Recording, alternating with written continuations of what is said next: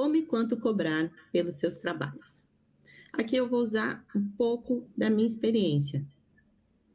Ok, então eu tenho ali o que a gente chama de pacotão, pacote completo, né? Que é o GRO e o envio de dados para o e-social. Aqui também não faz parte do GRO, mas tem ali o LTCAT, que faz parte ali do envio de dados. Então, é um cliente que eu vou precisar fazer um PGR, né? Vou fazer o GRO dele com o PGR, com o plano de atendimento à emergência, com o procedimento de análise de investigação de acidente, vou fazer o PCMSO e vou fazer o LTCAT e vou enviar os dados para o e-social. Então, um pacotão. O que eu considero para enviar o orçamento para esse cliente? Primeiro, eu pergunto para ele, né? Ele me procurou ali, eu pergunto o CNPJ, vou fazer uma pesquisa e descobrir o grau de risco dele, porque ninguém sabe o grau de risco, não adianta você perguntar para o cliente qual é o seu grau de risco, ele não vai saber. Então, minhas aulinhas aí eu ensino como que você vai fazer isso. Então, você tem o grau de risco, o número de funcionários e o número de funções. São esses 3 parâmetros que eu considero na hora de enviar os meus orçamentos, tá? E definir quanto que eu vou cobrar para aquele cliente. E aí eu tenho 2 possibilidades, tá, pessoal? Primeiro a gente vai falar aqui dos clientes graus de risco 1 e 2, com número de funcionários máximo 5 funcionários e número de funções 2 funções, mas às vezes pode até 3, tá? Então são aqueles clientes que eu vou fazer o GRO, então vou fazer o envio de dados para o e-social, né, que tem que ter ali a carga inicial, então precisa, mesmo se não tiver risco, eu preciso fazer. Preciso fazer o PGR, o PCMSO, o LTCAT, ou, né, se não tiver risco nenhum, eu faço a DIR. Então, são os clientes mais simples, tá? São os clientes, assim, ó, toque de caixa, mais tranquilo de fazer. Esses aí, eu vou, né, peguei ali o CNPJ deles, fiz a pesquisa na NR4, descobri que é grau de risco 1, né? Tem ali só 5 funcionários, 2 funções. Isso vai me dar mais ou menos assim de custo de hora, né? Porque tempo é dinheiro, então a gente entrou aqui num acordo, eu e minha sócia, e a gente pensa dessa forma, que a gente tem que estabelecer de acordo com a hora.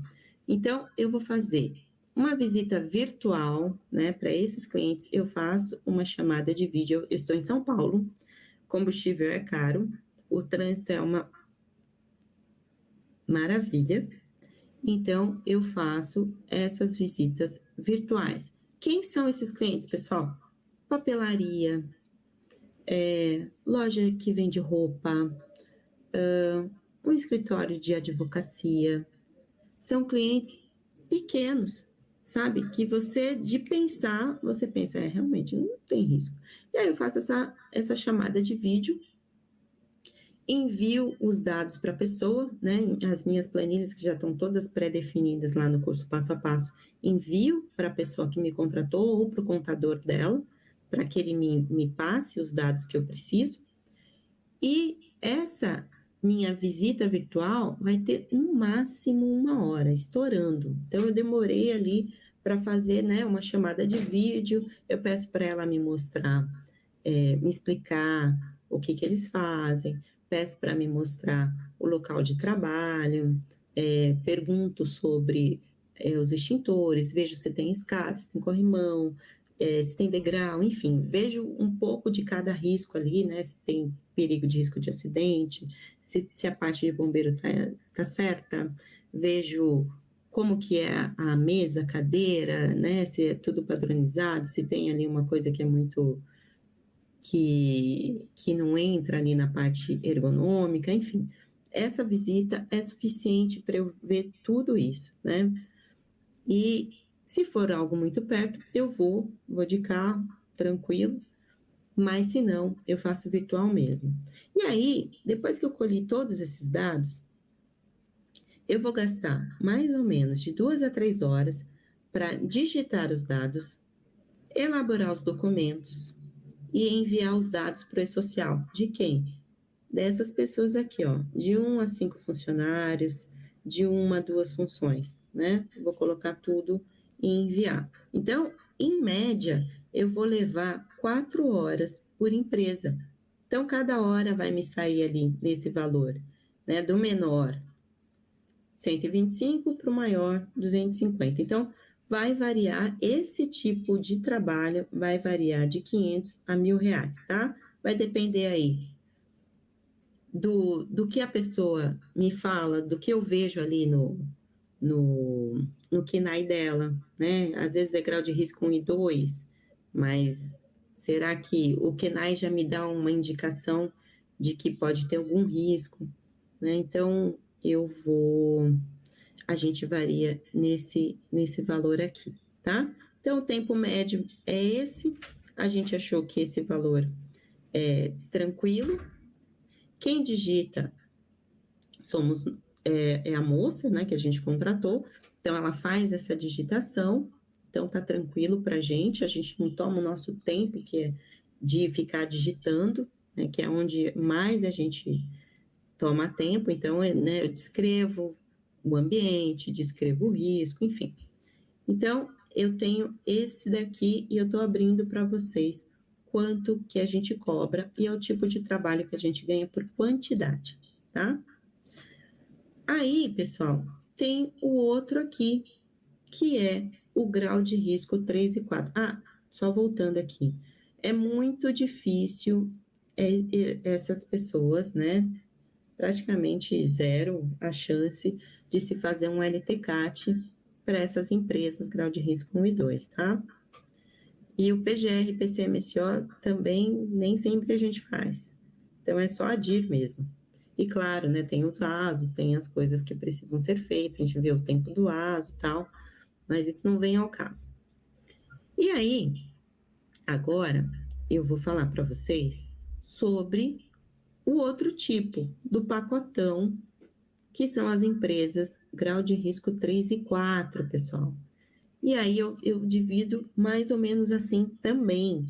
É onde a gente tem que tomar mais cuidado, muito cuidado. Primeiro porque a visita não pode ser videochamada, né? Eu tenho que ir até o cliente.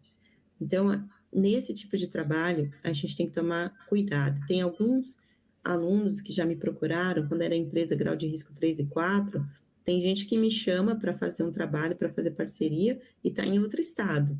E aí eu converso com a pessoa e falo, então você vai e eu vou junto, né? Eu vou estar ali do seu lado com o celular, no celular. Mas é necessário fazer a visita. E tá cheio de bichinho aqui em cima de mim, que tá calor pra caramba hoje. Vai, vamos lá. Então, essas empresas aqui, você tem que fazer o GRO completo, né? Tem que fazer o PGR, tem que fazer o PCMSO, tem que fazer o PAI, tem que fazer o PAIA, tem que enviar tudo para o e-social. E, dependendo do risco ali, se tiver no anexo 4 do decreto 3.048, também precisa fazer o LTCAT. Então, a gente começa, no mínimo, com esse valor, tá? Então, a empresa, grau de risco 3 e 4, tem uma média ali de 1 a 5 funcionários, número de funções, 2, 3 funções também. A gente tem que contar com o tempo de vistoria. Então, o mínimo que a gente cobra para fazer o pacotão dessas empresas é esse valor aqui. E aí vai subindo, de acordo com o quê? Com o número de funcionários. Por quê, pessoal? Porque você demora mais tempo para enviar o dado, você precisa digitar um por um, né? Então, funcionário 1, funcionário 2, você tem que digitar, você tem que dizer lá, se você não tem software, você vai ter que dizer qual o risco que ele está, que ambiente que ele trabalha, né? É um tempão que você vai levar para fazer isso. Então, a gente cobra aqui, não por hora, a gente vai pensar no número de funcionários. Então, se é aqui até 5 funcionários, 2, 3 funções, então o mínimo é isso daqui, né? Aqui na cidade de São Paulo. Se tem de 5 a 10 funcionários, então, em média, 250 por funcionário. O quê? O pacote completo, tá? Tem 20 funcionários, então, de 11 a 20 funcionários, R$ 200 para fechar o pacote completão aqui, tá? R$ 200 por funcionário. Beleza? Eu não trabalho com envio, com gerenciamento, né? Eu não cobro um valor mensal dos clientes. Eu faço essa documentação, eu entrego ali o plano de ação, converso sobre ele, entrego o pai, converso sobre ele, e depois eu digo para o meu cliente, olha, eu não trabalho com gerenciamento, e se tiver algum acidente, a gente vai te cobrar R$ 150 por envio, né? Já dou ali o formularinho para ela também, a planilha, que se tiver algum acidente, ela vai ter que preencher tudo e me passar para eu poder enviar o dado para o e-social, tá? Então, pessoal, existem outras formas de trabalho. Eu apresentei para vocês aqui, para vocês terem uma ideia de como é a nossa. Fiquem à vontade, né, para criticar, para fazer o que vocês quiserem, ou usar como exemplo para vocês, usar como média. Eu espero que sirva.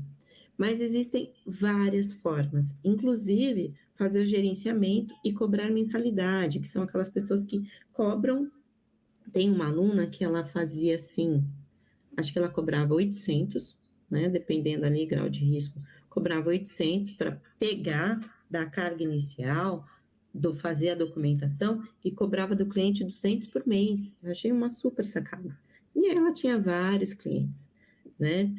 Eu não assumo essa responsabilidade. Eu faço a documentação, entrego e tal, e depois, se ele quiser a CAT, ele paga separado. Se ele quiser que a gente dê continuidade no plano de ação, também cada orçamento separadinho. Mas fiquem à vontade, tem gente que cobra um valor maior e cobra mensalidade, tem gente que pensa assim. Eu já encontrei um amigo que ele é do interior de São Paulo, que ele me falou, Soraya, eu cobro mais ou menos 200, de 150 a 200 por mês e cuido de tudo da empresa. E aí, o que eu achei legal, que ele me falou dele, eu não tenho pressa para entregar a documentação, eu vou fazendo o levantamento, vou entregando, tal, todo mês entrego alguma coisa, e a pessoa vê que a gente está trabalhando, e ele tem o dinheiro entrando mensalmente. Achei interessante também, tá? O que a gente tem que considerar na hora de levantar os nossos valores? Os custos fixos, né? Você vai contratar alguém, né? Como que você vai contratar essa pessoa? É um salário? Você paga aluguel? Tem combustível? Enfim, os custos fixos, os custos variáveis, o tempo de execução. Quem vai executar é você mesmo, você é técnico, qual é o valor da sua área, da sua hora? Você é engenheiro, qual é o valor da sua hora? Tudo isso tem que ser considerado na hora de você levantar seu preço. E não existe regra, tá, pessoal? Então, tomem o meu aqui como uma forma de vocês verem como eu faço, mas não existe regra nenhuma, não existe certo e errado, não existe valor alto, valor baixo, porque está tudo começando agora. Pode ser que eu estou cobrando muito pouco, pode ser que eu estou cobrando muito, enfim, cada um vai ter ali, conforme o tempo for passando, a gente vai se ajustando, né? E aí, quem sabe daqui a um ano já tem uma regra, já tem algo estipulado para isso. O que é bem importante é que tudo que você vai enviar para o e-social tem que ter um responsável técnico, tem que ter um responsável para a medicina, né? Tem que ter um médico ali para o S2220 e tem que ter um responsável, um engenheiro de segurança do trabalho, responsável pela parte do S2240. Então, não vai faltar trabalho, uma vez que as multas estão aí, né, pessoal? Já estão gritando, começando.